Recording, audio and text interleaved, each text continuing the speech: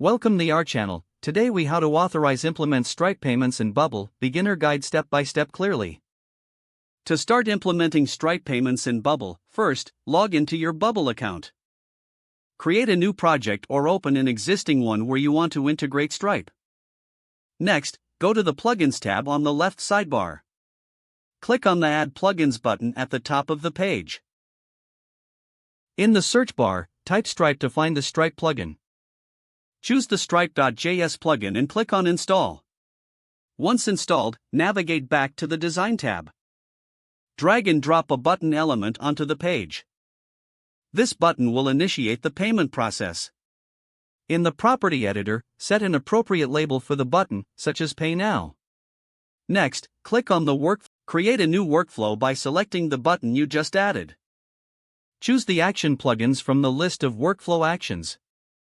Then, select Stripe Charge a User. Fill in the required fields, including the amount and currency. For the amount field, choose a dynamic value or enter a fixed amount. In the Customer field, select the user's email or ID from your database. You can also add an optional description for the charge. Next, locate the Stripe API keys section in your Bubble settings.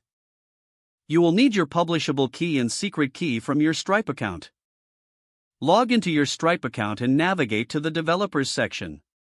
Under API keys, locate your publishable and secret keys. Copy these keys and return to your Bubble application. Paste your keys into the appropriate fields in your Bubble settings. Make sure to toggle the test mode if you want to run test transactions.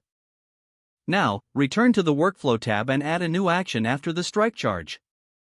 To test the payment process, use Stripe test card numbers. Preview your Bubble application and click the Pay Now button. Follow the prompts to complete the transaction. Check your Stripe dashboard to verify the payment was processed. This completes the setup for authorizing Stripe payments in your Bubble application. Don't forget to like this video and subscribe to our channel for more step-by-step tech guides.